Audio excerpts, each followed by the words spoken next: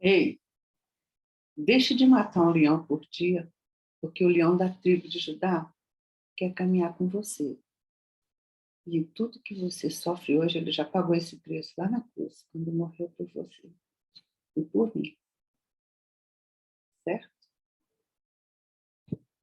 Eu quero oferecer essa meditação de hoje à minha querida Juliana Fraga, Ju Fraga, de São Paulo. Não a conheço pessoalmente, mas somos amigas. E ontem aconteceu algo muito maravilhoso. A Ju estava sendo convocada por Deus e cedeu aos encantos de Deus. Coisa mais linda. Recebeu o Senhor em seu coração. E daqui para frente é nova vida. E aí, inspirado nisso, a minha meditação hoje foi nada mais, nada menos do que no plano perfeito da salvação.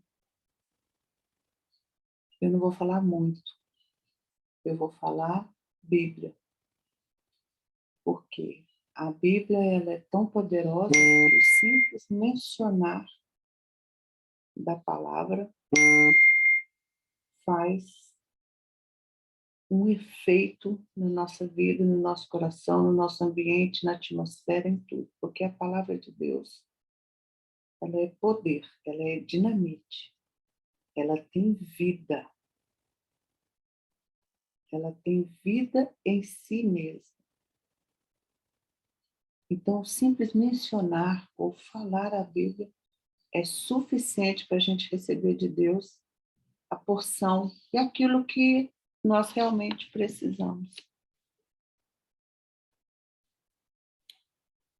João 5,39 diz assim: examinai as Escrituras, porque vós cuidais ter nela a vida eterna. E são elas, as Escrituras, que de mim testificam. O que é? A Bíblia testifica sobre Deus. Porque tudo que Deus queria falar ao homem, todo o plano, todo o projeto, todo o processo, todos os processos, tudo Deus deixou na Bíblia. Existem outros conhecimentos, óbvio, o mundo está povoado de conhecimento, o conhecimento está derramado sobre a face da terra. A própria Bíblia diz que nos últimos tempos os homens teriam comichões por saber, uma sede, uma necessidade de conhecimento.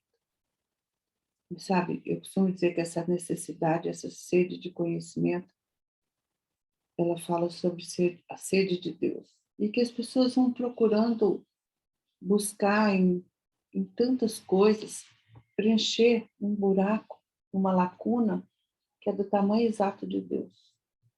Que não adianta você preencher isso aqui tudo com N coisas, que nunca será suficiente. Até porque essas coisas são perenes.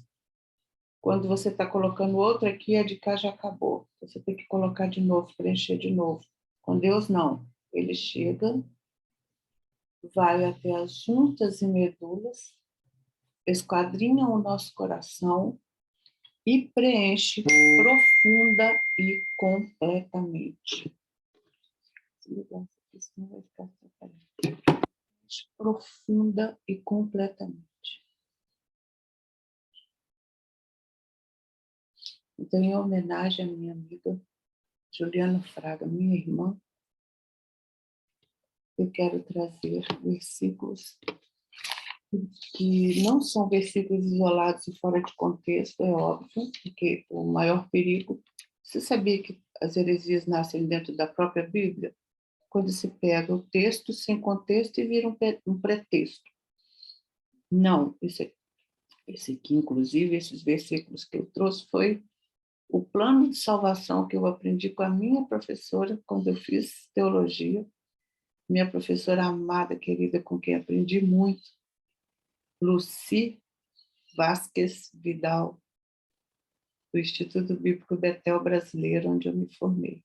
Então, dedico a você também, Luci, esse plano de salvação que nunca saiu da minha vida, do meu dia a dia. Nem sempre usei tanto como quando antes, mas estava aqui latente.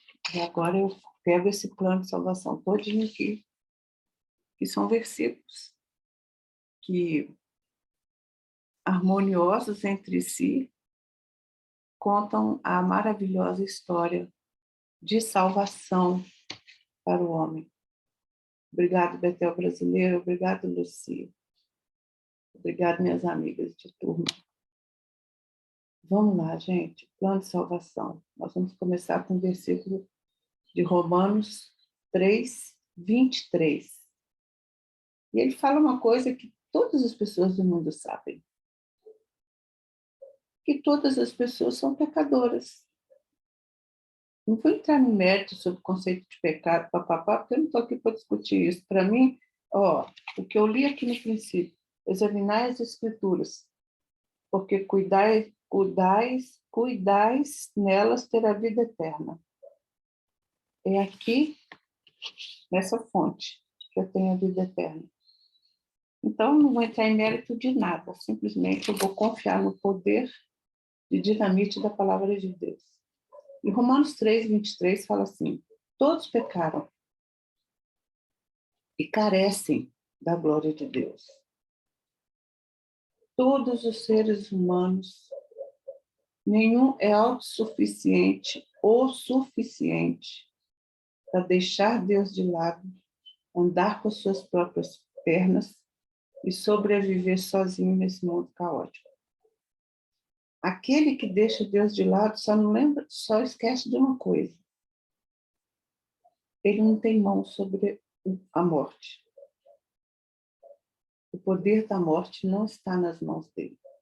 Só isso já derruba o conceito dele que Deus tem que ficar em segundo plano. Deus é primeiro plano. E todos os seres humanos precisam de Deus, porque todos pecaram e carecem da glória. A glória são seus atributos, a manifestação da sua bondade, da sua graça, da sua misericórdia. Todos nós precisamos. Primeiro versículo. Se todos pecaram, o que o pecado faz com a gente? Romanos 6, 23. Bíblia se explica com Bíblia. Romanos 6, 23 fala assim: por quê? Ok, todos pecaram? Ok. E o salário do pecado é a morte. Mas o dom gratuito de Deus é a vida eterna em Cristo Jesus, nosso Senhor. Então, o que a gente recebe como salário de ser um pecador? A morte. O salário do pecado é a morte. O que você ganha com o pecado? A morte. A morte significa separação eterna de Deus. Mas aí o versículo diz que existe um dom gratuito, que é de graça. É a vida eterna em Cristo Jesus, nosso Senhor. Calma que você vai entender. E aí, como a gente falou de morte, o salário do pecado é a morte, né? Apocalipse 20, 14 fala sobre a morte. Então, a morte e o inferno foram lançados para dentro do lago de fogo. Esta é a segunda morte, o lago de fogo. Porque a primeira morte é quando o seu corpo físico morre. E a segunda morte é quando você vai para o tormento eterno. Ah, Lígia, isso é a história da carochinha. Ok, continue acreditando que a história. Eu não posso me responsabilizar por aquilo que você crê, eu me responsabilizo por aquilo que eu creio. Então, a decisão é sua, não é minha. Se fosse minha, eu decidia por você agora. Tá. Então, está aqui, é indiscutível. Examinai as Escrituras, porque cuidais nela ter a vida eterna. E são elas que de mim testificam. Essa palavra que testifica sobre Deus. Essa palavra é o testemunho de Deus. Essa palavra é a própria palavra de Deus. Então, se o salário do pecado é a morte, o resultado da morte é o fogo eterno, acredite. Agora, Apocalipse 2:11 fala que o vencedor de nenhum modo sofrerá o dano da segunda morte. Então, opa, há uma esperança. Espera aí, primeiro a gente falou, todos pecaram, destituídos estão da glória de Deus e carecem da glória de Deus. Depois a gente viu que o salário do pecado é a morte. E o resultado da morte é ser lançado no fogo eterno. Então, como é que é isso? Aí Apocalipse 2:11 fala que o vencedor, que vencedor é esse? De nenhum modo sofrerá o dano da segunda morte. Aí vem, como é que o vencedor passou a existir? Porque Efésios 2:1 diz o seguinte: ele vos deu vida, estando vós mortos em vossos delitos e pecados. Está entendendo a linha de pensamento? Primeiro, é fato, é notório que todos nós precisamos de Deus, porque todos pecaram.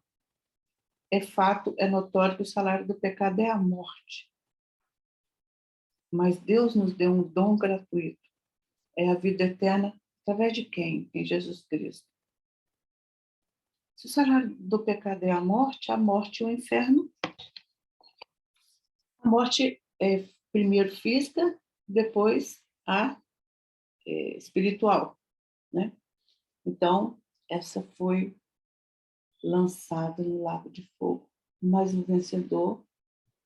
Só que aí Efésios 2:1 fala, ele vos deu vida, vocês estavam mortos nos vossos próprios pecados, pertencentes a um reino que era um reino da maldade, pertencente a um reino que o chefe desse reino veio para matar, roubar, destruir. Aliás, ele é o chefe desse lugar chamado inferno, lago de fogo e enxofre. Ele é o mestre, ele é o dono dessa parada. Então, quando ele nos deu vida, ele nos tirou daquela condição e nos transportou para o reino do Filho do seu amor. Aí João 3:3 fala de um episódio da Bíblia maravilhoso. Existia um mestre em Israel.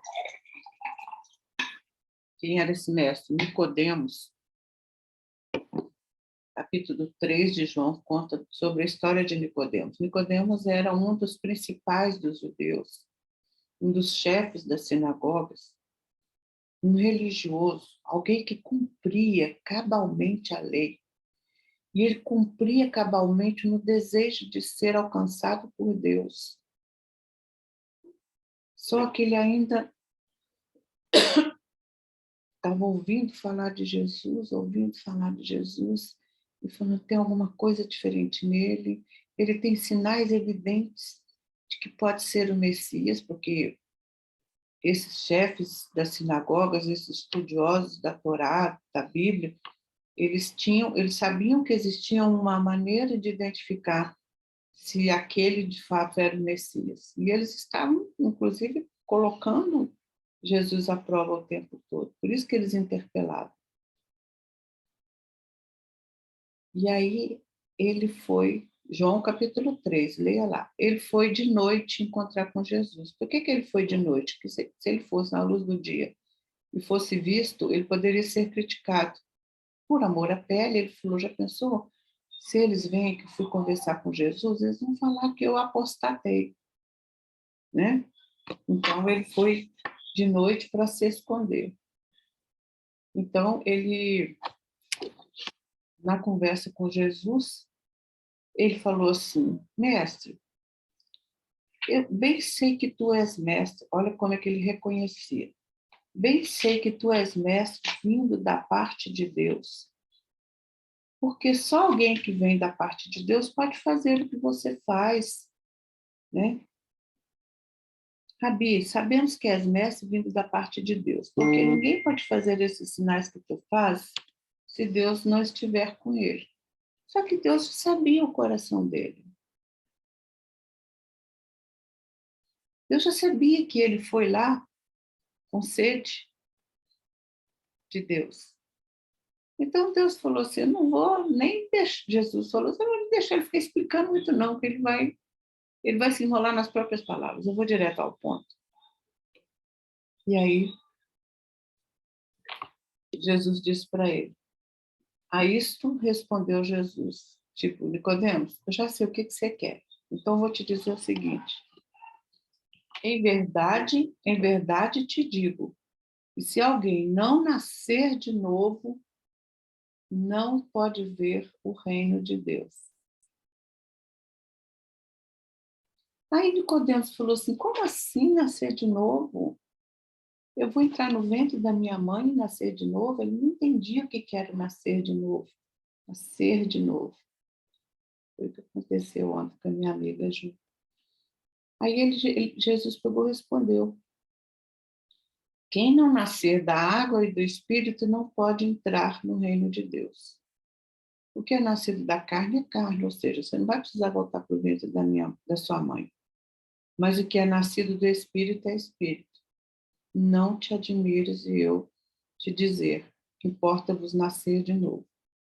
E aí Jesus exemplificou com o vento. O vento sopra onde quer.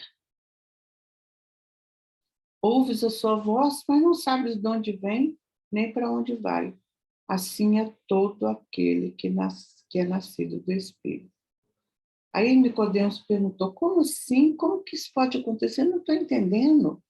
Aí Jesus falou assim para ele, mas como assim, cara? Você é mestre em Israel e não compreende essas coisas? E ali Jesus estava dizendo para ele, se alguém não nascer de novo, não pode ver o reino de Deus. Então, Nicodemos, não é pelo conhecimento, não é pelo seu jeito de pensar, não é pelo que você considera certo segundo a sua religião. É sobre o plano original de Deus, é sobre o que Deus fez, não é sobre o que o homem fez ou possa fazer. Na verdade, não há nada que o homem possa fazer, a não ser lançar as redes vazias. Deus é que enche. Né? Então, e aí a gente vai para Isaías 55, eu copiei todos os versículos aqui para não ficar procurando na Bíblia para ganhar tempo. E aí a gente vai para Isaías 55, 8, porque Nicodemos chegou com aquele pensamento, tipo assim, mas Senhor, eu conheço as escrituras, eu sou um cumpridor da lei, eu sou um fariseu, né? Então, eu, tipo assim, sei o que eu estou falando, eu conheço a Bíblia. Aí Jesus respondeu tudo aquilo para ele e explicou para ele o seguinte, Nicodemos, quem não nascer de novo não vai ver o reino de Deus. Aí Isaías 55, 8 diz, os meus pensamentos não são os vossos pensamentos. E os meus caminhos, nem os vossos caminhos, os meus caminhos. Ou seja, você pode ter toda a sinceridade do mundo naquilo que você acredita. Todo mundo tem sinceridade naquilo que acredita, mas são tantas as vertentes, tantas as fontes, que não tem como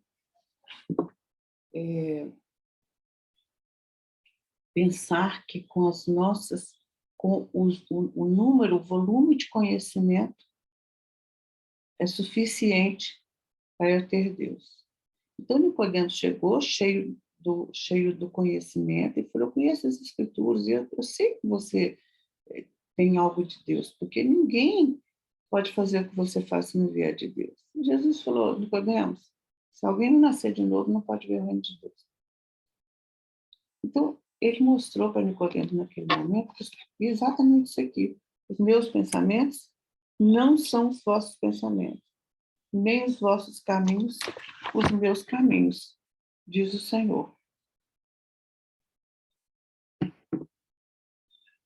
É coisa linda demais. Ok.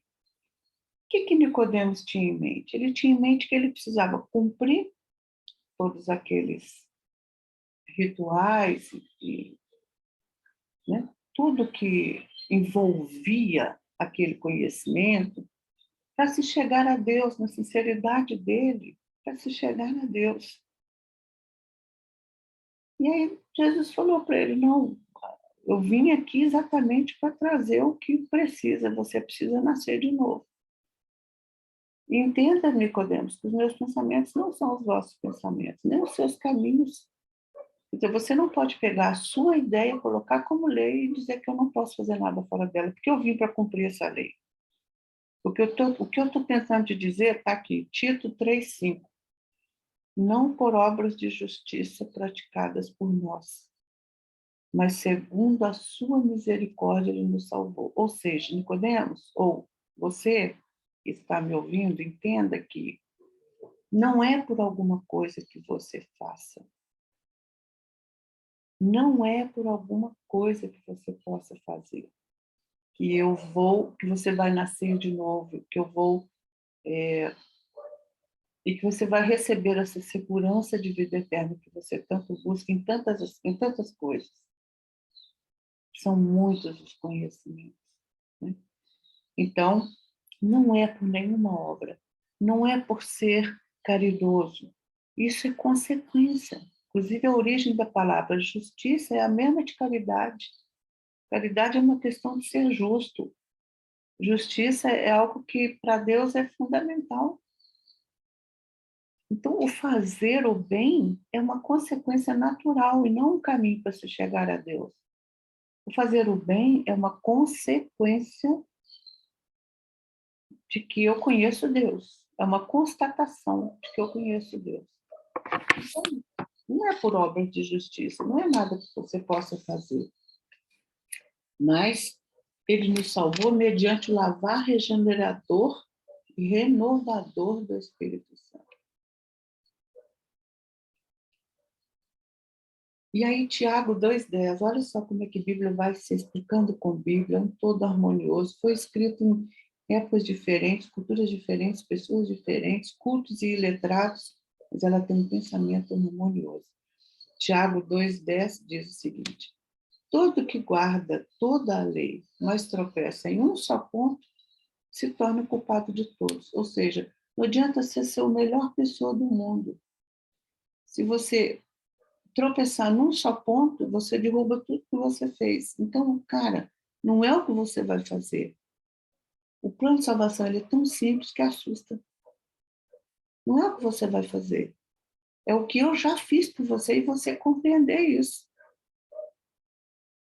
Porque se você cumprir todos os mandamentos, faltar em um, será culpado de todos. Aí vem maravilhoso, maravilhoso, maravilhoso, maravilhoso, maravilhoso. Versículo João 3,16, que é o tema central da Bíblia. Aliás, João 3,16 fala do plano perfeito de Deus. É o tema central. A Bíblia, o mundo foi construído, uma nação foi escolhida, né? O Pai planejou, o Filho executou, o Espírito Santo é o penhor da herança, por causa disso aqui, olha, porque Deus amou o mundo de tal maneira que deu o seu Filho unigênito, para que todo o que nele crê não pereça, mas tenha a vida eterna. Deus amou o mundo tanto que ele se fez um de nós. Experimentou a natureza humana. Imagina Deus experimentando a natureza humana. É muito amor. Por que ele experimentou? Para sentir na pele o que nós sentimos e para pagar o preço que nós não teríamos condições de pagar. Por isso ele derramou o sangue dele na cruz. Por isso, no Velho Testamento, Deus instituiu sacrifícios em forma de derramamento de sangue, que era exatamente para poder mostrar E sem derramamento de sangue não há remissão de pecados. Que era importante, necessário, que alguém derramasse sangue por todos. Então, Deus amou o mundo de tal maneira que deu o seu Filho unigênito, para que todo aquele que nele crê não pereça, mas tenha a vida eterna. Aí Efésios 2, 8 e 9 corrobora, bate o martelo, tipo, olha, a salvação não é por obras, é pela pessoa de Jesus.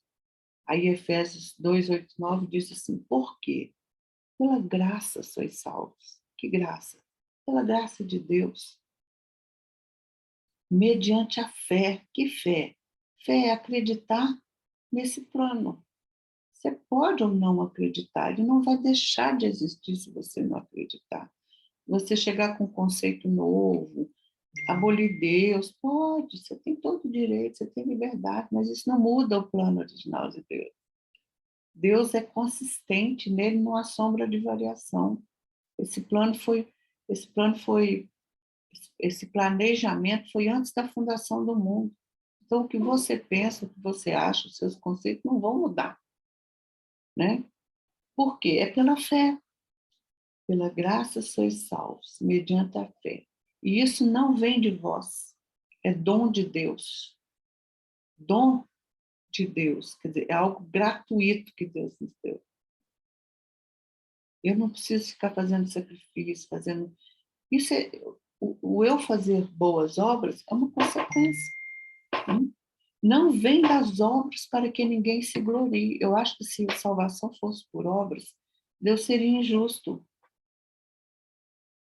Deus seria injusto, porque até pelo jeito de ser e de funcionar de cada um, que foi ele que fez assim, tem pessoas que não são tão habilidosas para lidar com pessoas. São pessoas que gostam de ficar mais fechadas, mais reclusas, mais na sua caverna, é o jeito delas ser. E Deus entende isso. E essas pessoas certamente têm mais dificuldade de conectar com o outro, de, de fazer alguma coisa pelo outro, inclusive. Até pelas suas dores existenciais.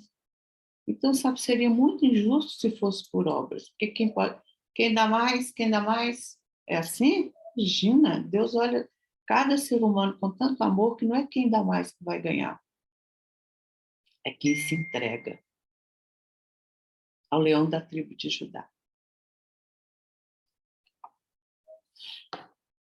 E aí vem o último versículo dessa série. Se com a tua boca confessares a Jesus como Senhor, e em teu coração creres que Deus o ressuscitou dos mortos, será salvo. Ou seja, se você acreditar que Deus planejou, que o homem está, que o homem é pecador e precisa de Deus, que não há nada que você possa fazer, que é preciso nascer de novo, nascer da água e do Espírito, que não é por algum tipo de obra que você possa fazer, que os pensamentos de Deus não são os nossos pensamentos, nem os caminhos dele são os nossos caminhos. Ou seja, ele tem uma maneira de conduzir que, se querendo ou não, é a que vai prevalecer. Só que essa maneira dele conduzir é carregada de amor, porque Deus amou o mundo tanto que ele enviou o Filho dele. Então não há alguma obra que você possa fazer, né? É pela graça que nós somos salvos. E no final de tudo, compreendeu isso? Então agora confessa com a sua boca que Jesus veio em carne. Deus amou o mundo de tal maneira que enviou o seu Filho. Veio em carne, morreu na cruz e pagou tudo que nunca jamais daremos conta de pagar. E nos devolveu o acesso direto a Deus. E quando Jesus veio, viveu tudo, morreu, ele deixou um Consolador, que é o Espírito Santo, que é o penhor da herança. O que ele é o penhor da herança? Ele é o que, como é que fala?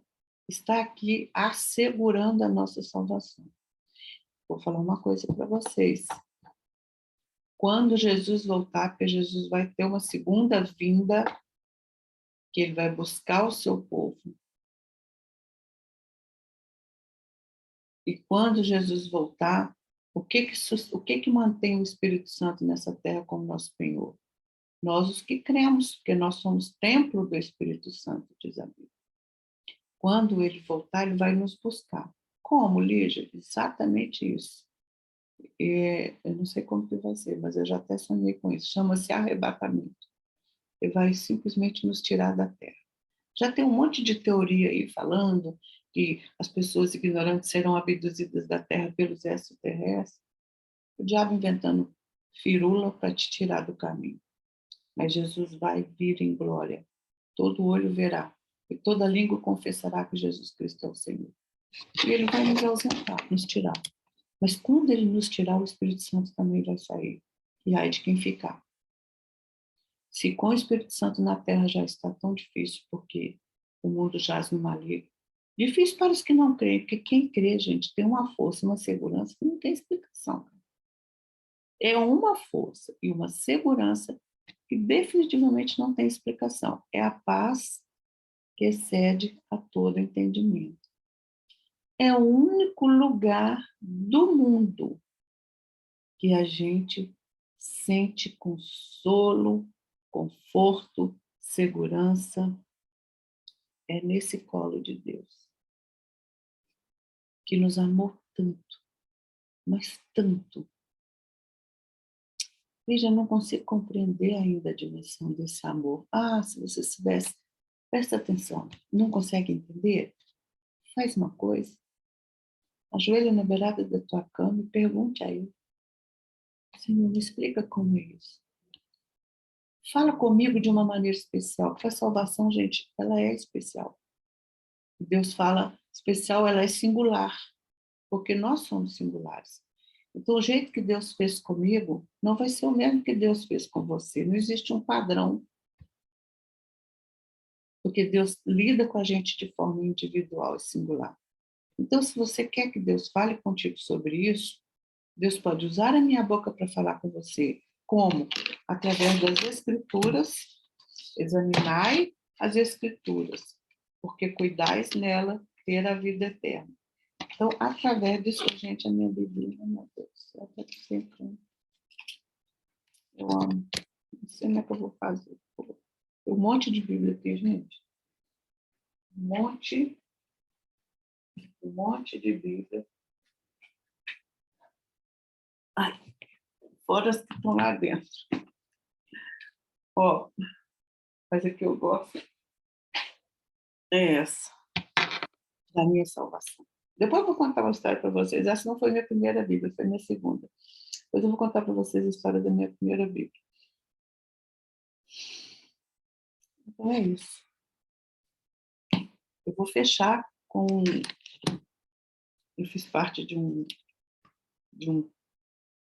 Era tipo um jogral que viajava pelo Brasil inteiro, quando eu tinha 19 anos, eu estava fazendo seminário, e eu tinha uma fala nesse jogral inesquecível. O jogral era o jogral do amor. E o jogral começava com essa fala, e era eu que falava, por isso que eu tenho nítida lembrança da frase. E vou fechar essa nossa conversa com essa fala. Jesus Cristo veio ao mundo com a gloriosa missão de nos revelar Deus. Ele é o esplendor de sua glória, a expressão exata do seu ser. Pois subsistindo em forma de Deus, não julgou por usurpação o ser igual a Deus. Antes, a si mesmo se humilhou, se esvaziou, assumindo a forma de servo, tornando-se obediente até a morte, e morte de cruz. Ah, maior amor! Esta é a prova máxima do amor de Deus, enviando seu Filho ao mundo, para que todo aquele que nele cresce não perecesse, mas pudesse ter a vida eterna. Oh, maior amor! Amor incomparável, que redime, salva, e transforma as vidas. As muitas águas não poderiam apagar este amor, nem os rios afogá-lo. Se nós te amamos, Senhor, é porque tu nos amaste primeiro. Até o próximo vídeo.